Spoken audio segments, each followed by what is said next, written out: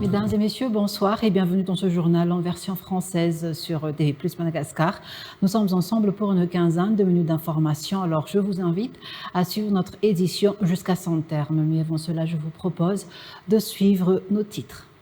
La suspension de l'application du mécanisme d'ajustement automatique des prix, c'est-à-dire la révision mensuelle des prix des carburants en fonction du marché international, mesure initialement imposée par le FMI, justifie la mise en place de l'état d'urgence énergétique, selon le ministre de l'Énergie et des Hydrocarbures ce jour.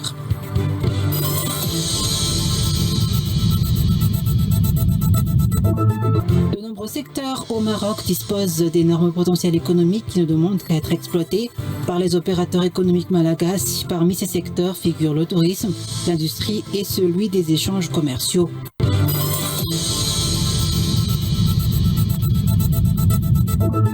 La convocation d'une session extraordinaire pour la présentation par le Premier ministre Radounar Somantine du programme général de l'État à l'Assemblée nationale devrait être annoncée lors du Conseil des ministres de ce jour. À partir de cette session extraordinaire, seuls les députés de l'Assemblée nationale participeront aux réunions pour adopter les lois.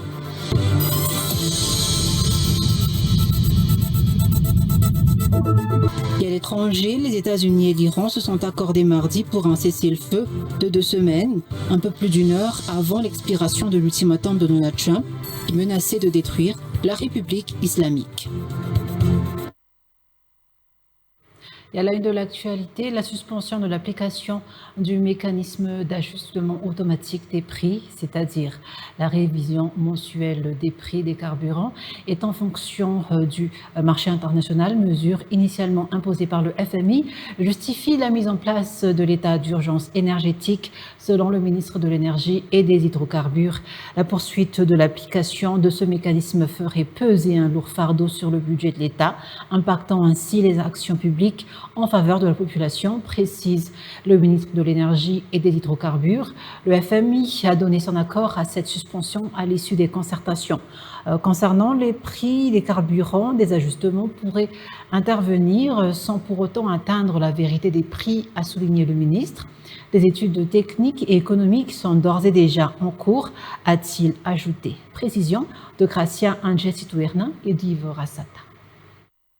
La suspension du mécanisme d'ajustement automatique des prix, autrement dit la révision mensuelle des prix des carburants en fonction du marché international imposé par le FMI, ainsi que le refus d'appliquer le prix réel des carburants, motive la décision d'instaurer l'état d'urgence énergétique, selon le ministre de l'Énergie et des Hydrocarbures. Suivre cette révision mensuelle impliquerait une hausse de 200 arrières chaque mois, sans pour autant atteindre la vérité des prix du carburant, a-t-il expliqué. La poursuite de l'application de ce mécanisme engendrerait également un passif important supporté par le budget de l'État avec des répercussions sur les services publics. Les ressources seraient alors orientées vers la subvention des carburants, tandis que les prix continueraient d'augmenter selon ses explications. Le ministre de l'Énergie et des Hydrocarbures a indiqué qu'il n'y aura ni application stricte de l'ajustement mensuel, ni alignement sur la vérité des prix, jugés inaccessibles pour la majorité de la population. Toutefois, des évaluations économiques et techniques seront menées conjointement avec le ministère de l'Économie et des Finances afin de fixer les prix. Concernant l'approvisionnement en carburant, aucune rupture n'est à craindre, a rassuré le ministre. Des navires transportant du carburant sont attendus au plus tard le 13 avril, et d'autres suivront 3 semaines après. Il a également précisé que cette mesure d'état d'urgence énergétique ne résulte pas d'une crise actuelle, mais constitue une anticipation face aux tensions au Moyen-Orient. De nombreux secteurs au Maroc disposent d'énormes potentiels économiques qui ne demandent qu'à être exploités par les opérateurs économiques malagasy. Parmi ces secteurs figurent le tourisme, l'industrie et celui des échanges commerciaux. Différents marchés peuvent être exploités dans ce pays, a tenu à préciser le président de la Chambre de commerce et de l'industrie d'Antananarive ce jour. C'est dans l'optique de mieux tirer profit des opportunités offertes par le Maroc que la Chambre de commerce et d'industrie d'Antananarive organise le salon de la créativité qui aura lieu les 17 et 18 avril prochains dans la capitale. Les opérateurs économiques malagasy ne devraient plus se contenter d'établir des échanges commerciaux avec uniquement les pays partenaires habituels. Ils devraient élargir leur champ d'intervention selon la Chambre de commerce et d'industrie d'Antananarive. En effet, nombreux sont les autres pays à posséder de fortes potentialités économiques dont pourraient tirer profit les opérateurs économiques et investisseurs malagasy. Parmi ces pays qui ont d'énormes potentialités économiques figure le Maroc. Dans ce pays, la demande intérieure est élevée et le taux d'inflation faible. D'ailleurs, plusieurs secteurs restent accessibles aux opérateurs malagasy. Le tourisme, l'industrie, les services financiers et numériques offrent des perspectives intéressantes pour les opérateurs économiques de Madagascar, selon toujours le président de la CCIA. Pour mieux cerner ces avantages économiques que Madagascar pourra tirer de la coopération avec le Maroc, ce pays sera le partenaire du Salon Voce qui se tiendra dans la capitale les 17 et 18 avril prochains. Pour développer un petit peu les échanges commerciaux entre le Maroc et Madagascar, sera représenté par plusieurs sociétés, en plusieurs secteurs.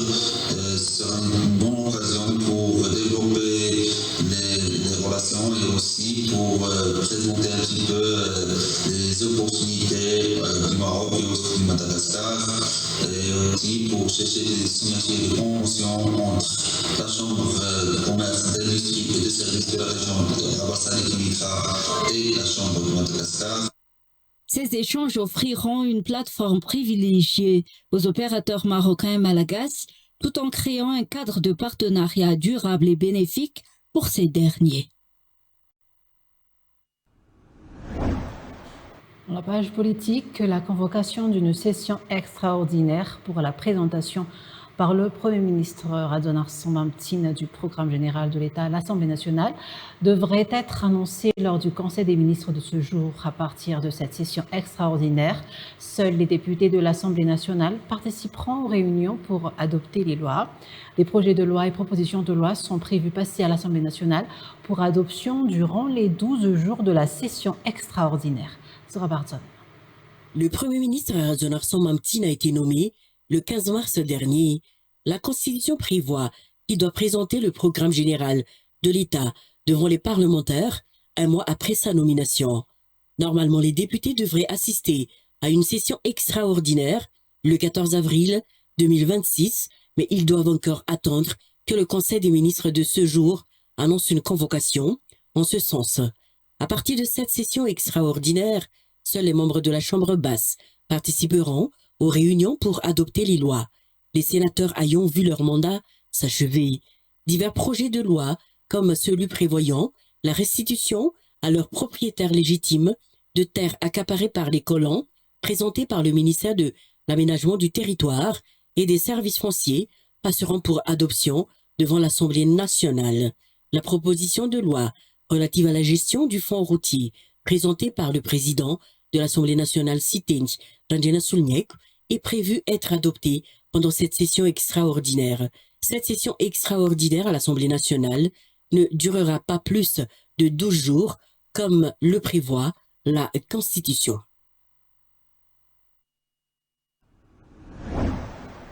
Volet culturel maintenant, Gazo, la star française de la Juil et la Fouine sont attendus pour la première fois à Madagascar pour un concert exclusif le 10 avril 2026 au stade Barea de Mahamasn. Les deux stars internationales arriveront ce soir à Madagascar à 22h. Cette star donc Gazo, la Fouine, des artistes locaux comme Bastalayon, Zakei ainsi que 3 artistes sélectionnés à l'issue d'un casting se partageront l'affiche de cet événement organisé par NAS NAS Production. À J-3 de l'événement, les fans devraient accourir pour obtenir les derniers tickets disponibles.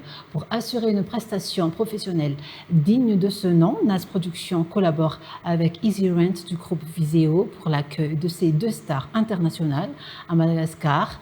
La signature de partenariat s'est déroulée cet après-midi dans l'enceinte d'Ocean Trade à Anjar.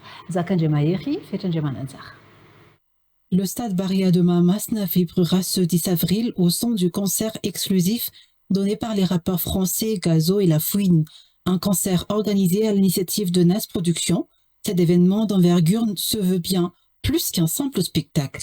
Productrice de concert, Sonia Ali Ahmed rassure les fans malagasy que tout est déjà fin prêt pour l'événement de l'année. L'organisateur travaille sur un show structuré, immersif de 3 heures, avec une production technique solide et une véritable énergie scénique. Mais au-delà du spectacle, il s'agit d'un événement intergénérationnel. Le show rassemble une jeunesse qui consomme la culture urbaine au quotidien et qui mérite de la vivre en direct chez elle à Madagascar. Donc il s'agit donc du concert de Gazo, de La Fouine, mais également de Zakai et Pastalayon qui feront la fierté locale. Ils seront également accompagnés par nos artistes tremplins que vous avez pu découvrir sur les réseaux sociaux précédemment. Et donc nous serons sur 3 heures de show. 3 heures de show le 10 avril au stade Barria. Donc on accueillera environ 16 à 20 000 personnes. C'est un grand événement attendu par toute la jeunesse malgache. Et nous vous invitons à venir prochainement, d'ici ces prochains jours. Pour assurer une prestation professionnelle digne de ce nom, NAS Productions s'est allié avec Easy Rent du groupe Viséo pour l'accueil des deux stars internationales à Madagascar. La signature de partenariat s'est déroulée cet après-midi dans l'enceinte d'Ocean Trade à Anjar. Le partenariat commercial entre Ocean Trade et NAS Prod. Le partenariat nous fait vachement plaisir.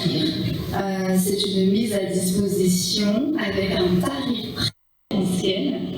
Tout ça parce que non seulement on a envie d'aider en fait les organisations comme NAS Prod qui nous permet aujourd'hui d'avoir des artistes comme La Fouine, la Lims aussi à un moment donné, la J-Type, tout ça. C'est super sympa de les voir en vrai et pas que sur YouTube. Pour le bon déroulement du concert de vendredi prochain, les portails de Barria ouvriront vers 13h. Plus de 250 agents de sécurité civile assistés par des hôtesses d'accueil seront déployés à l'intérieur.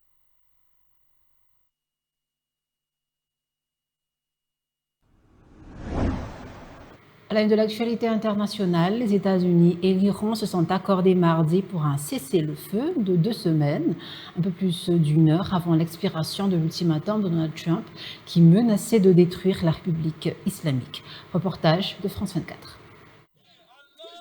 Les drapeaux israéliens et américains brûlés dans les rues de Téhéran et les drapeaux iraniens fièrement brandis par ses habitants rassemblés en masse après l'annonce du cessez-le-feu avec les États-Unis, comme une démonstration de force en soutien au régime.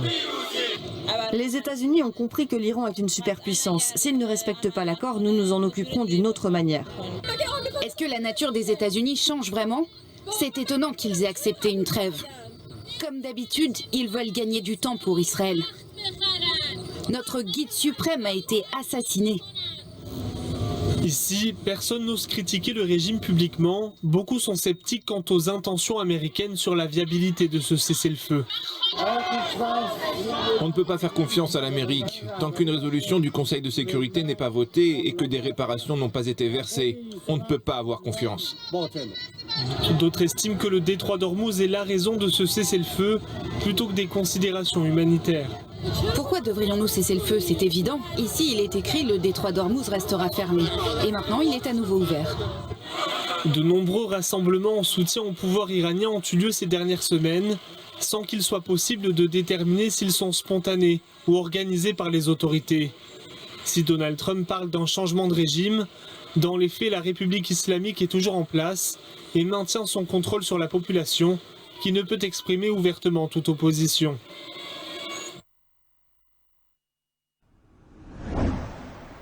On finit à cette édition. Merci à vous de l'avoir suivi. Je vous donne rendez-vous à 19h30 pour la version malagasy. Au revoir.